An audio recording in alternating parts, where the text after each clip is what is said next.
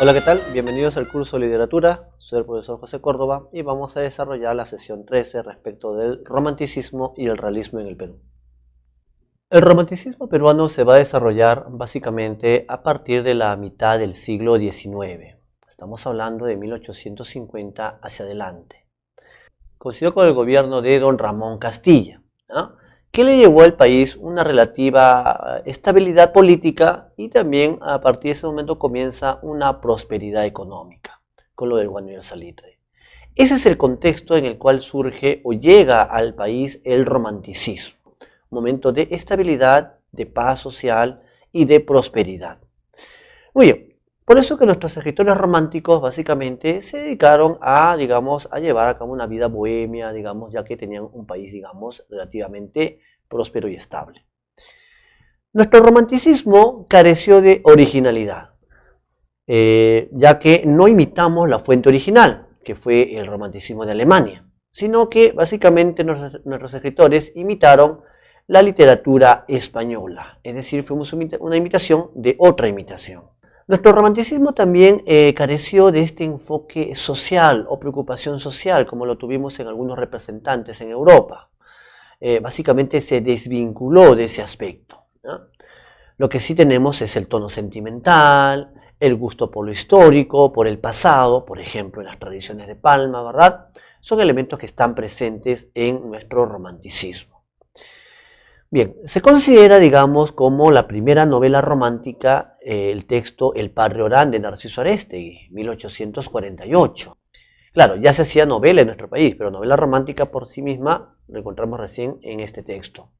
El teatro romántico también se inicia en 1851 con la obra de Narciso Aréztegui, El Poeta Cruzado. En poesía también destaca nítidamente este famoso poeta Carlos Augusto Salaverry. Él tiene un libro titulado Cartas a un ángel, que contiene su poema más célebre, Acuérdate de mí. Ahí podemos encontrar ecos de la poesía de Gustavo Adolfo Bécquer, ¿no? Por eso hemos dicho, nuestro romanticismo básicamente tiene influencia del español. Destaca en la narrativa nítidamente don Ricardo Palma.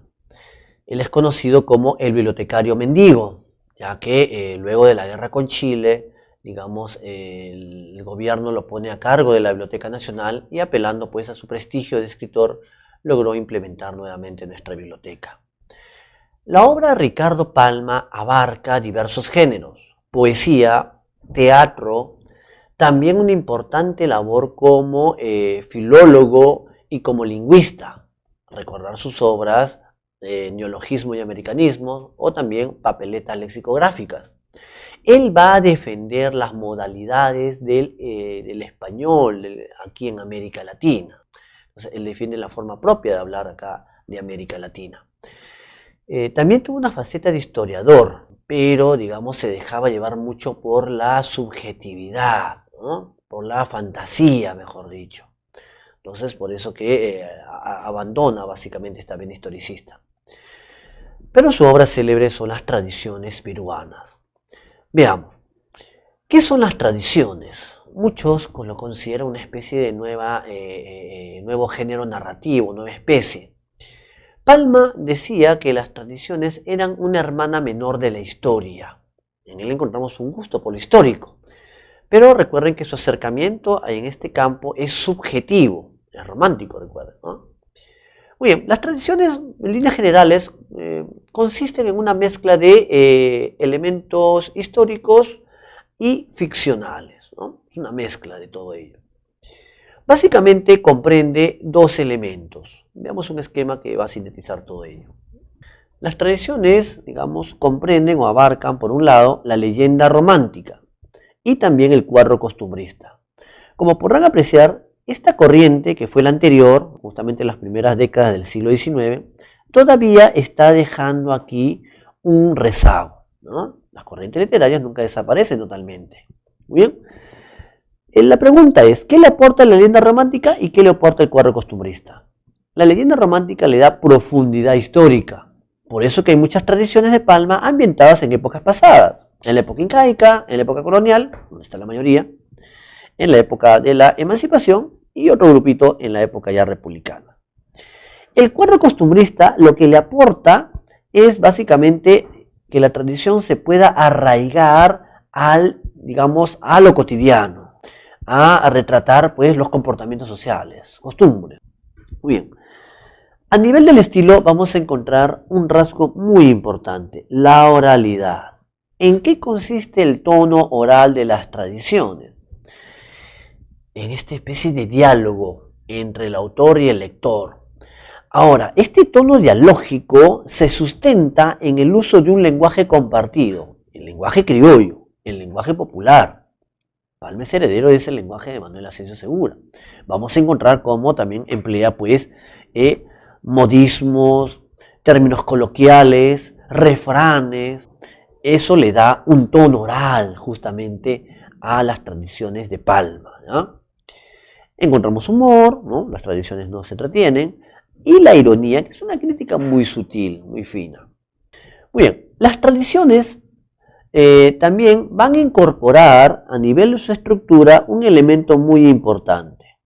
A ver, como todo texto narrativo, las tradiciones, digamos, se pueden dividir en un inicio, un desarrollo y una especie de desenlace, llevando incluso moraleja. Sin embargo, hay un elemento muy peculiar. Luego de que te presentan los personajes, la anécdota que te va a narrar, encontramos este elemento llamado de la digresión histórica. ¿En qué consiste?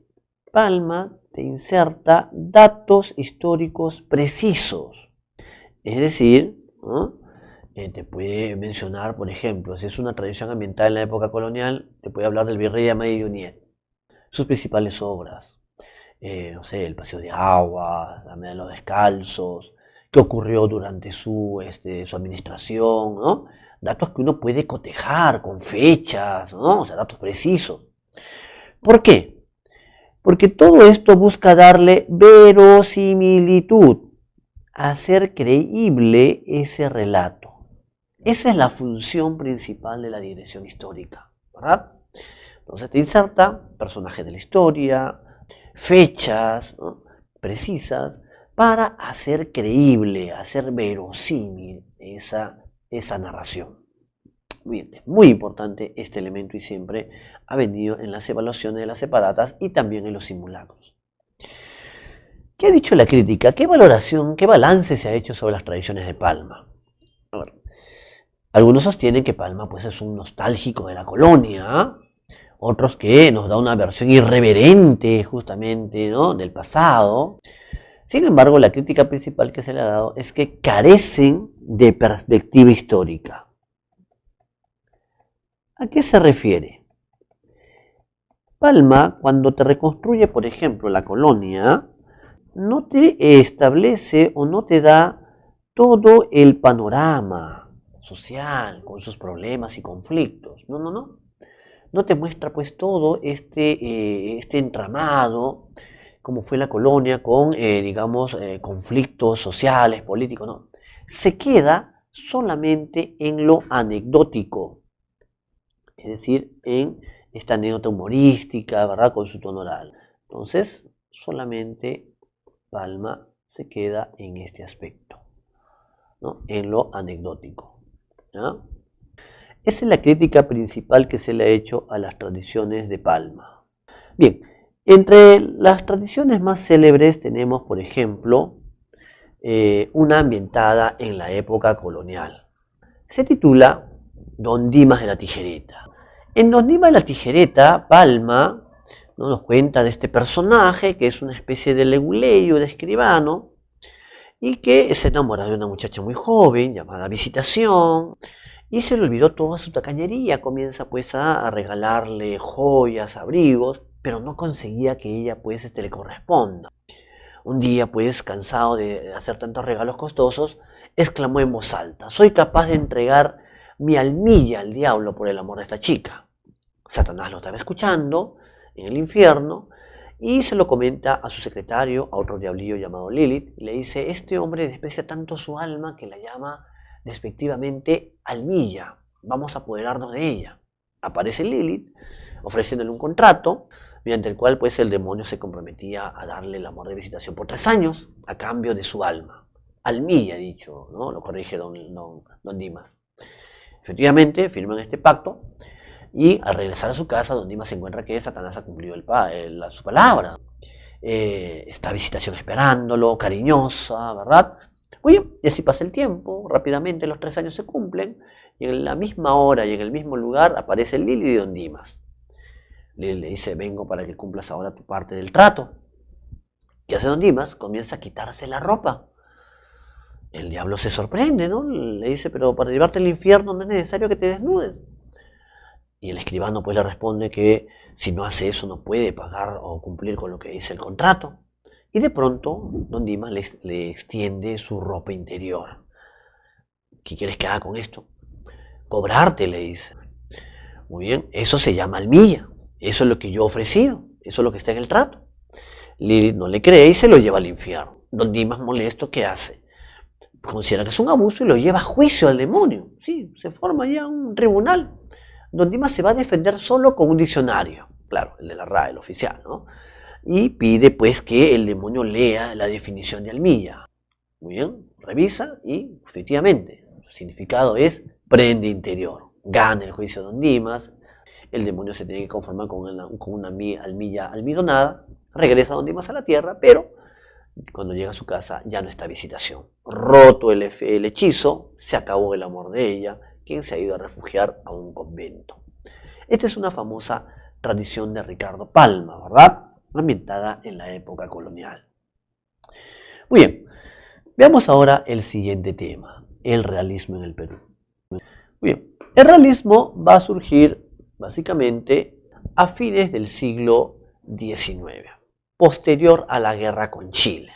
Ojo, la guerra con Chile marca el declive del romanticismo como corriente hegemónica y posterior a esta guerra llega al país el realismo, que va a ser una corriente pues, que nació como rechazo al sentimentalismo, a la subjetividad de los románticos, ¿no?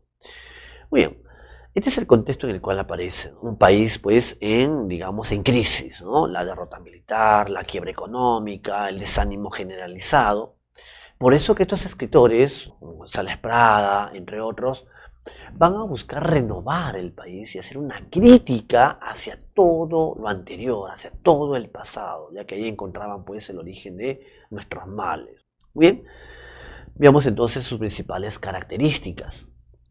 Entonces, esta corriente, si bien se opuso al romanticismo, a ese tono sentimental, subjetivo, en nuestro país también, va a tener ello, y a eso se le suma el rechazo del pasado, ¿ya? Y allí pues contrasta pues esta óptica de González Prada con la de Ricardo Palma. Eran enemigos ideológicos también, ¿ah? Palma pues se regodeaba en ese pasado, sobre todo en la colonia, ¿verdad? Y lo que establece pues González Prada en su famosa frase, recuerden esta frase que aparece en el discurso del Politeama, ¿no? Los viejos a la tumba, los jóvenes a la obra, ¿no? Una cancelación de ese pasado. Bien, ¿qué más? Los autores del realismo peruano tienen un compromiso con el presente, con los problemas de la sociedad, ¿no? Por eso que encontramos una temática social y moral, ¿ya? Un compromiso pues con los problemas de tu país. En González Prada, en Clorinda Mato, se ataca duramente una serie de males sociales y políticos, sobre todo en González Prada en sus ensayos, ¿no? Da con Pablo pues a la clase dirigente, a la clase política, la corrupción, la improvisación, también pues el conformismo social, etc. Para los realistas, las obras debían transmitir ideas y sobre todo ideas de cambio. También en esta corriente ya encontramos algunas voces sobre la defensa del indio, ¿no? La defensa del indígena. Recuerden que González Prada es considerado precursor del indigenismo, ya que esta corriente del indigenismo recién se va a desarrollar en el siglo XX, pero ya a fines del siglo XIX encontramos voces precursoras, González Prada y Clorinda Mato, ¿no? El propósito principal, ¿no?, de estos escritores será pues la renovación del país, el cambio de ideas, el cambio de mentalidad, ¿no?, de la clase dirigente, la búsqueda de nuevos modelos literarios, como lo encontramos en González Prada, y hasta en la ortografía. Recuerden la escritura rebelde también de González Prada, ¿no? Entonces, el propósito fue la renovación del país. Muy bien. Los principales medios de difusión del realismo fueron la novela, la narrativa básicamente, ¿ya?, y el ensayo. Es en esta corriente donde se da un uso, digamos, destacado del ensayo. Recuerden, Páginas Libres, ¿no?, es un conjunto de ensayos de González Prada. Muy bien, veamos a una de las grandes exponentes, como fue Clorinda Mato de Turner, escritora que nació en el Cusco, aunque una de sus primeras obras se tituló Tradiciones Cusqueñas, al estilo de Ricardo Palma, ¿no?, aunque luego ya se decanta básicamente por la tendencia realista. Clorinda Mato también ya es una abanderada de la lucha por los derechos de la mujer a fines del siglo XIX, acceso a la educación, al trabajo, ¿no? Ella tuvo una imprenta donde le daba trabajo solamente a las mujeres. La imprenta se llamó La Equitativa. Debido a que atacó a la iglesia, al clero, en pleno siglo XIX, cuando tenía mucho poder, digamos, fue perseguida y tuvo que partir al exilio en Argentina y también allá por Europa. Bien, su célebre novela Ave sin nido está ambientada en un pueblito andino llamado Quilla.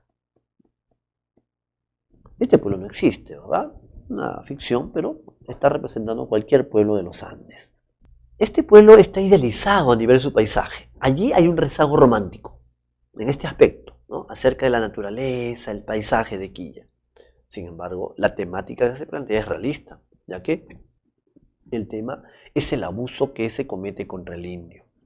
Va a llegar a Quilla una familia ilustrada, unos criollos ilustrados, los esposos Marín, Lucía y Fernando Marín. Ellos van a amparar a una familia indígena que era víctima del abuso de los notables. ¿Quiénes son los notables? Las autoridades de Quilla. Hablamos del gobernador Pancorbo, el cura Pascual Varga y otros. ¿Bien? Entonces, los Marín amparan a esta familia indígena de los Yupanqui, ¿verdad?, del abuso de estas autoridades, y allí se aprecia esta visión paternalista, que vamos a explicar en un momento. Muy bien, pero estos notables, digamos, traman una especie de venganza. Una noche hacen creer en el pueblo de que los Marín, pues, se están amparando unos ladrones allí en su casa. El pueblo, pues, enardecido. La turba se acerca para matarlos, pero la familia Yupanqui los salva a Lucía y a Fernando. Lamentablemente muere Juan Yupanqui, este indio. Su esposa queda gravemente herida y antes de morir le pide a Lucía y a Fernando que se hagan cargo de sus únicas hijas, ¿ah?, Rosalía y Margarita. Muy bien, muere. Entonces Lucía, pues, y Fernando se encargó de estas niñas. Y también llega, digamos, desde Lima a Quilla, el hijastro del gobernador, de don Sebastián Pancorbo, un muchacho llamado Manuel, un muchacho ilustrado, estudiaba Derecho. Él comulga con las ideas, pues, de la familia Marín. Él está en contra, más bien, de su padrastro. Muy bien. Y se enamora de Margarita, que ya está señorita, ¿verdad?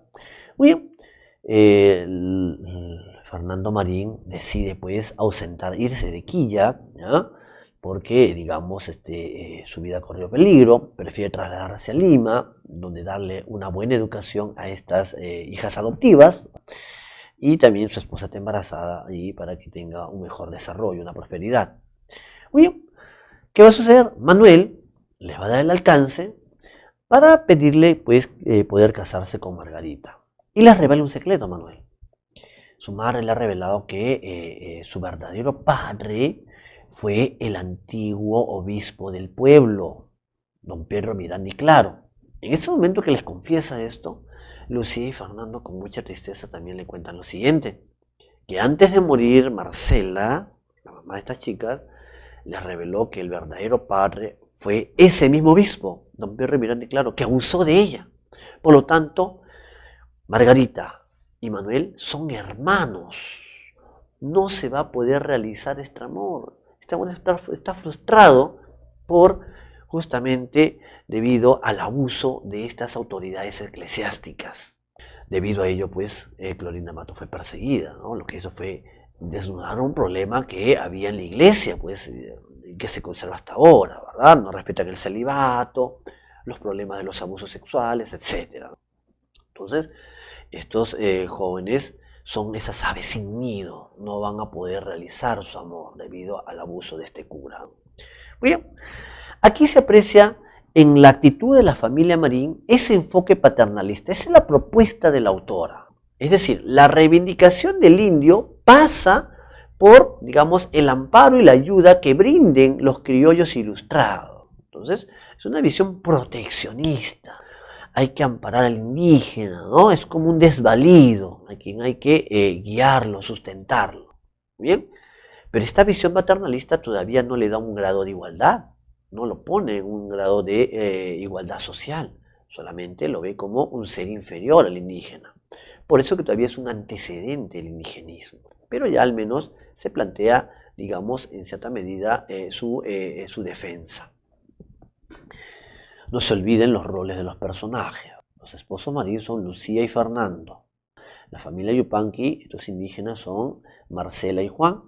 Y sus hijas son Rosalía y Margarita. Margarita se enamora, repito, de Manuel, hijo del hijastro, ¿no? Mejor dicho, del gobernador de Quilla. Bien, veamos al otro gran exponente, como fue don Manuel González Prada. González Prada provenía de una familia pues aristocrática. Sin embargo, a lo largo de su vida y su obra, esta se orienta pues a la defensa de los sectores, digamos, menos favorecidos. No solamente los indígenas, también la clase obrera, entre otros. González Prada en el Perú es exponente de dos tendencias. Él viajó por Europa y al regreso del país trajo la influencia, uno, del positivismo.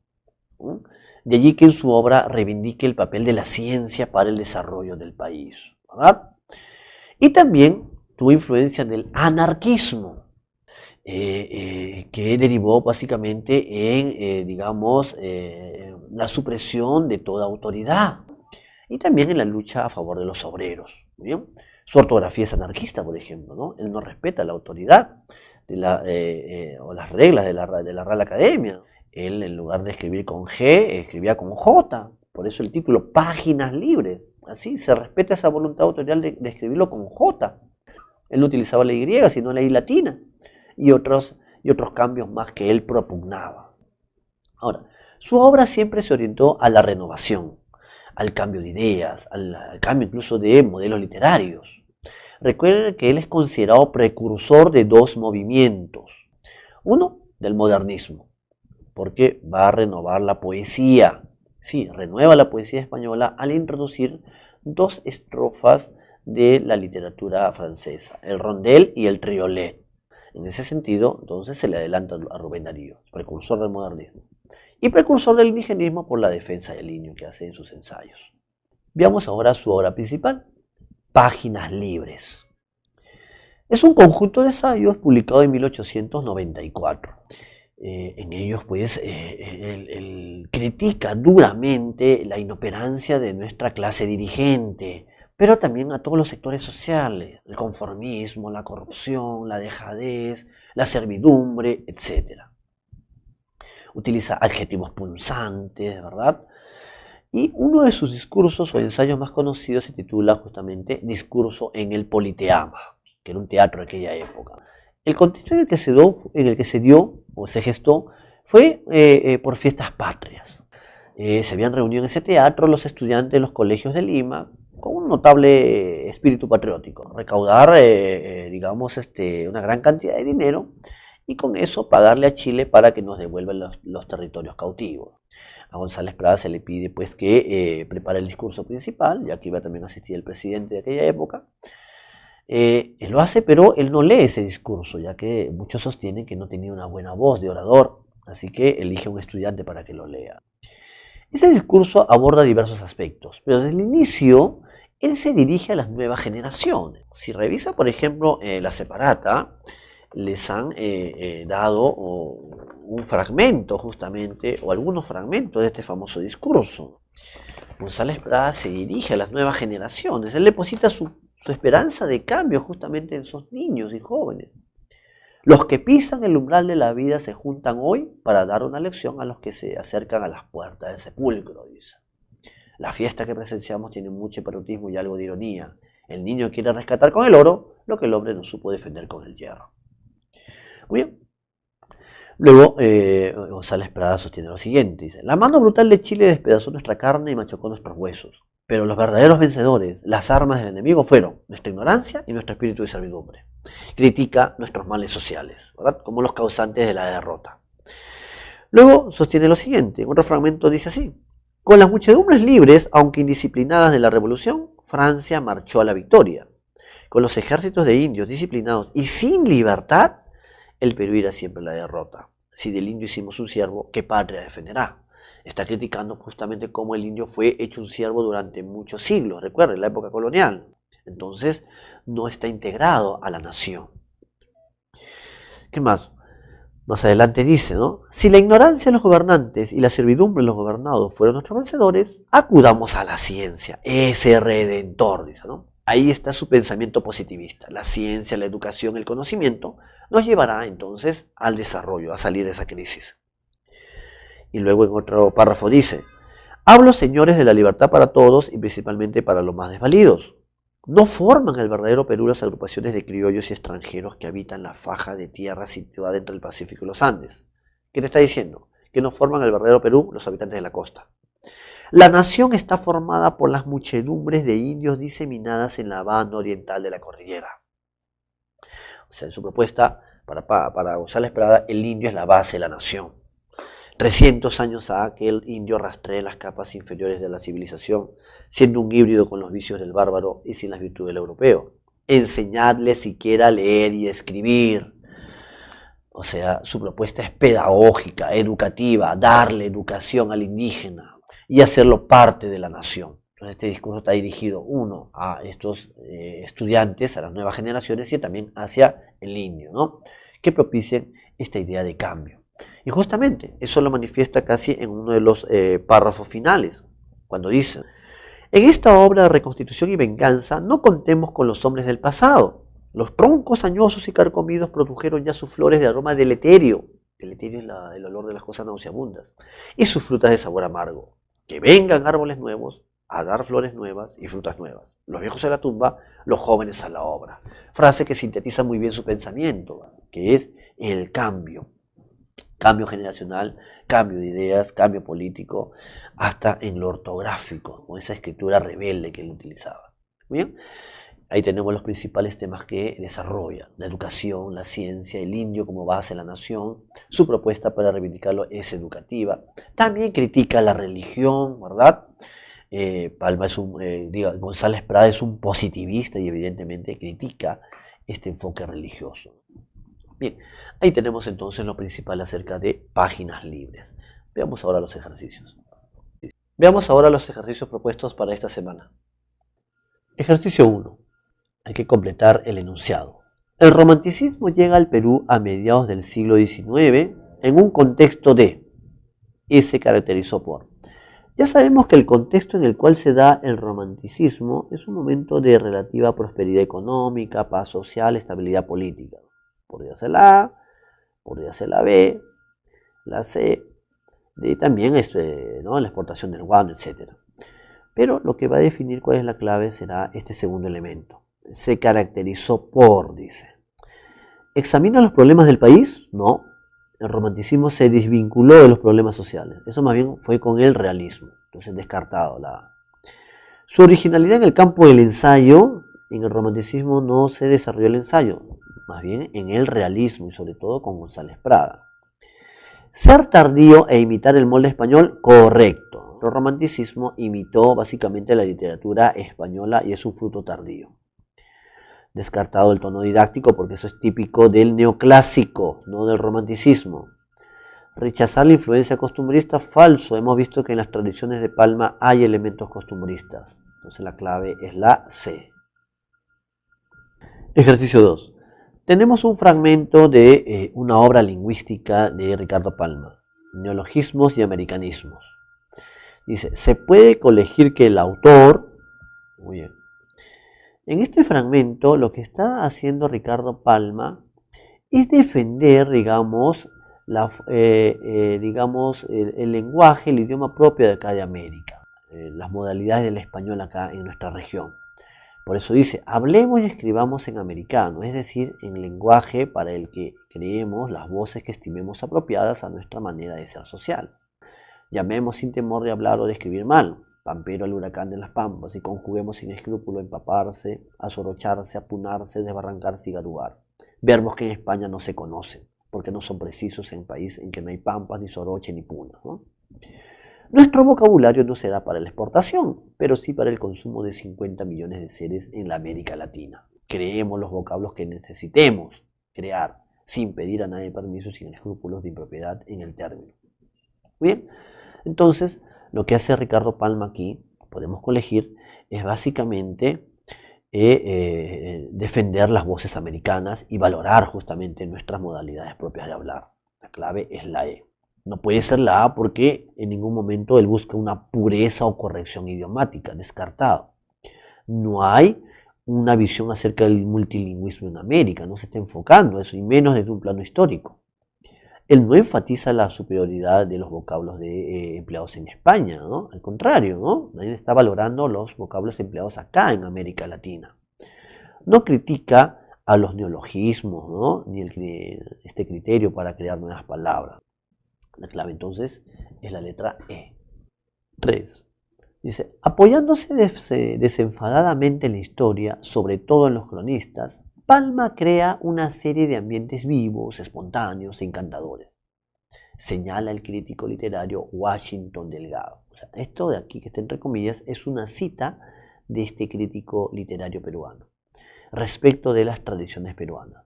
A partir de esta cita podemos afirmar que la tradición de Palma...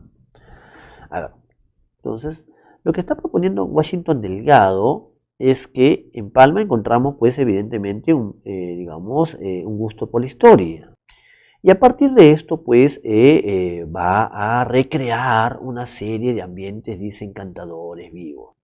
Es decir, lo que está diciendo Washington Delgado es que vamos a encontrar, dice, básicamente, una mezcla de elementos históricos y ficcionales.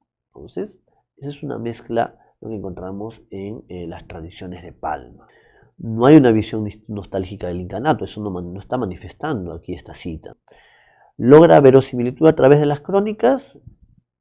Él logra la verosimilitud no a través de las crónicas, sino a través de fechas o datos precisos, verosímiles. Pero esto no es el sentido de lo que está diciendo o lo que está expresando acá la cita de Washington Delgado.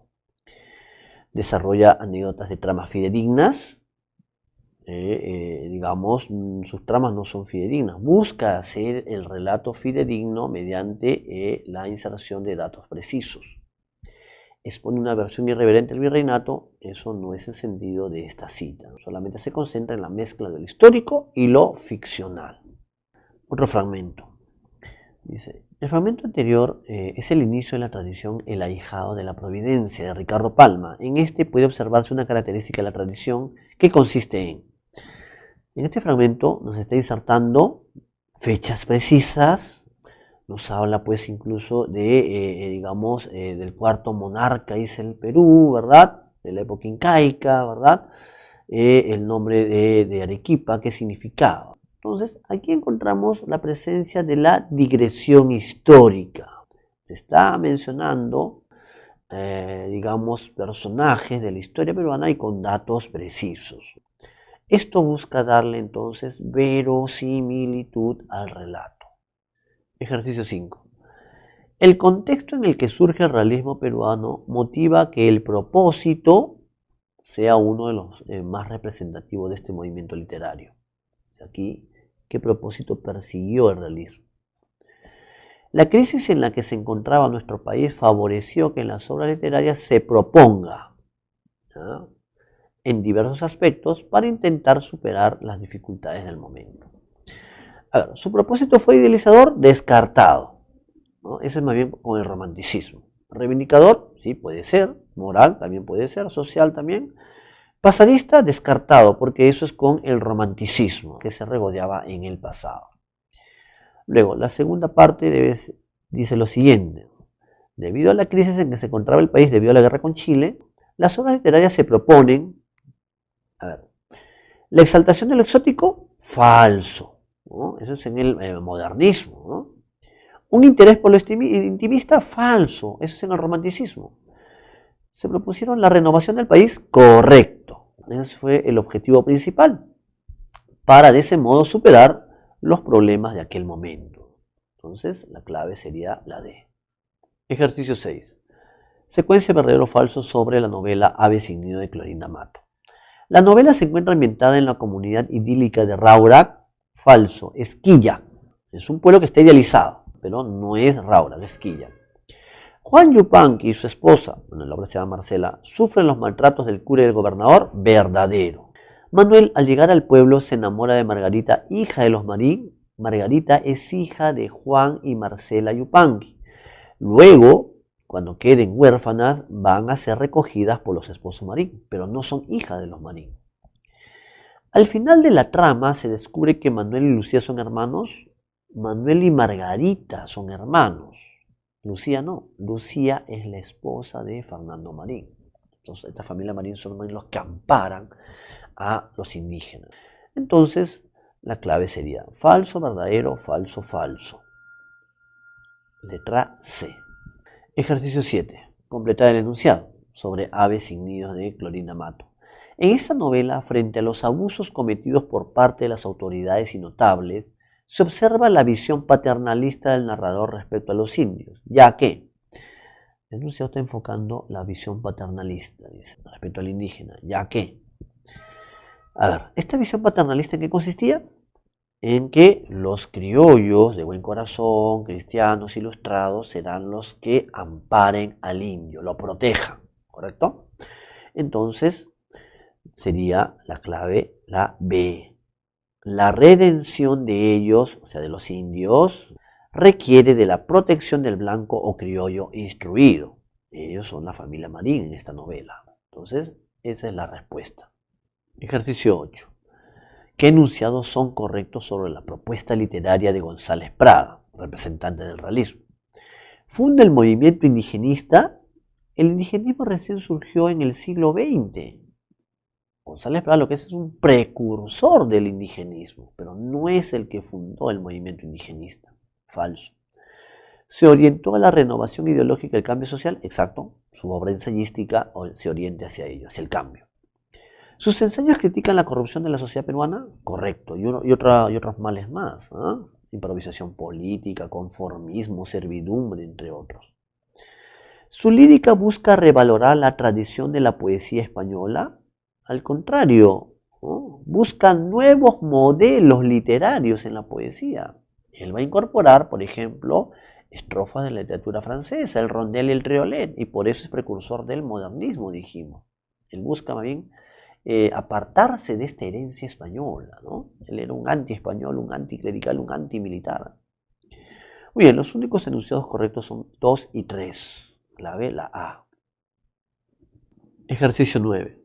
González Prada es considerado precursor del modernismo porque renueva la poesía peruana a través de la, ya hemos dicho justamente, él va a incorporar estrofas de la literatura francesa, en este caso el rondel y el triolet. Entonces la clave es la E. De esa manera renueva la poesía, no de la literatura inglesa e italiana, sino básicamente la literatura francesa y alemana también. Ejercicio 10. Tenemos otro fragmento que corresponde al discurso en el Politeama de González Prada. Dice, el autor asume que el pasado prehispánico y colonial influye en los peruanos de la República. Así, la sociedad y la herencia genética originan tendencia que se manifiesta en su obra ensayística. ¿Qué nos dice en este fragmento? Y aunque sea duro y hasta cruel repetirlo aquí, no imaginéis, señores, que el espíritu de servidumbre sea peculiar a solo el indio de la Puna. También los mestizos de la costa recordamos tener en nuestras venas sangre de los súbditos de Felipe II mezclada con la sangre de los súbditos de Huayna Cápac.